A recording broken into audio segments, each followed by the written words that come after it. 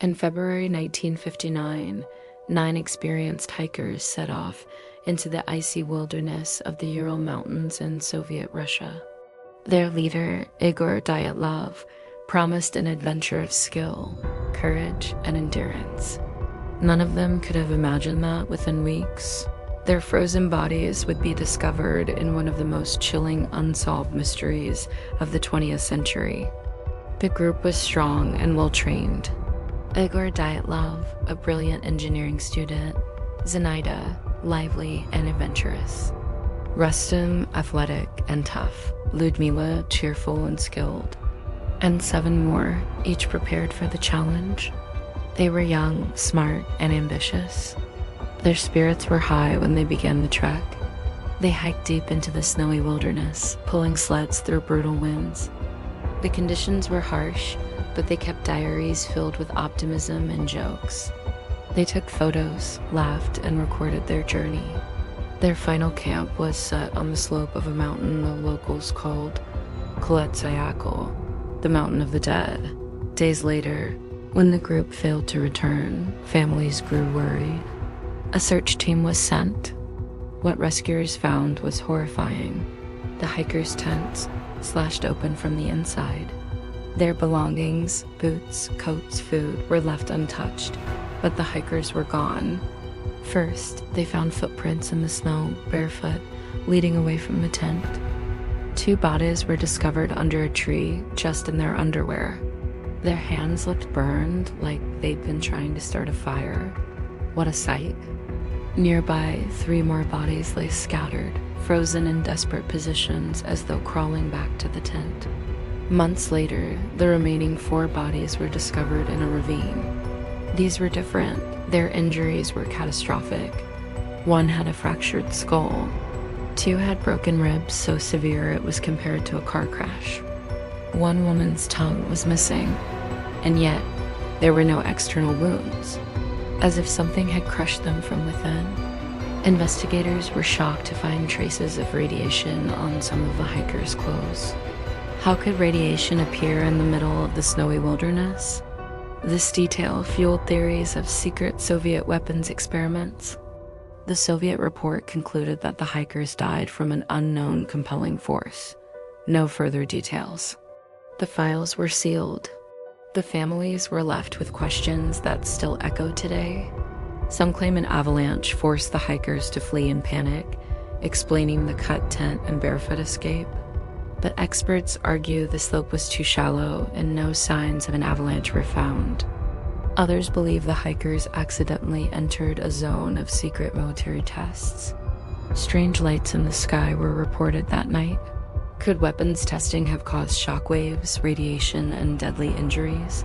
Another theory, alien contact. Witnesses in nearby villages claimed they saw glowing orbs in the sky. The injuries, the missing tongue, the strange behavior, to some, it screamed of extraterrestrial involvement.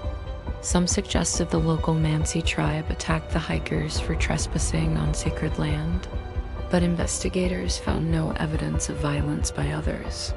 In fact, the Mansi helped with the rescue efforts. Could it have been madness?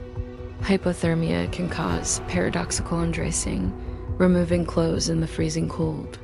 But this did not explain the severe internal injuries or the radiation. The hikers' diaries ended abruptly. The last entry spoke of cold and snow, but nothing of fear. The photos recovered showed smiling faces, until the final ones, which were blurry, dark, and strange. One showed glowing orbs in the sky. Doctors were puzzled. The bodies had injuries far too strong to be caused by falls.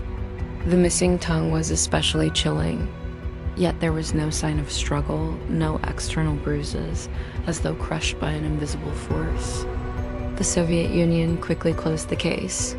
Files were classified. Families were told to stop asking questions. Some believe this silence was the strongest evidence of a government cover-up. Over the decades, researchers, journalists, and adventurers proposed countless theories. Infrasound from the wind causing panic, secret parachute mines, even experiments in teleportation. None fit all the facts. Had anyone survived longer? The way the bodies were found suggested the group split into two, some trying to help others, some trying to return to camp. The tragedy was slow, chaotic, and cruel. The Dyatlov Pass Incident became legend. Books, documentaries, and endless debates kept the mystery alive. It symbolized the danger of nature, but also the secrets humans hide. In 2019, Russian investigators reopened the case. They concluded it was a slab avalanche, but experts and families rejected this explanation. It did not answer the radiation, the missing tongue, or the strange circumstances. Some scientists argue a rare type of avalanche, combined with poor visibility, may have caused panic. Computer simulations even support it, but believers in the mystery are not convinced. At its core, this is a story of 9 young people chasing adventure, trusting each other, and walking into the unknown. Their courage deserves remembrance beyond the theories. Why was the tent cut from the inside? Why no bones in the broken ribs? Why radiation? Why silence from the government?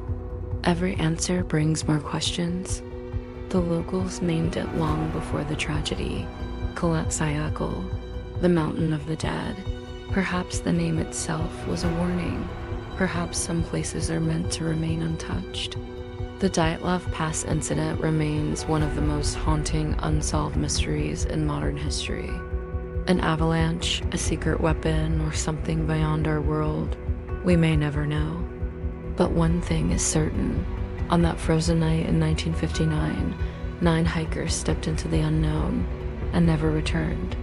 If you enjoyed this mystery, don't forget to subscribe and join us as we uncover more stories that defy explanation. Bye.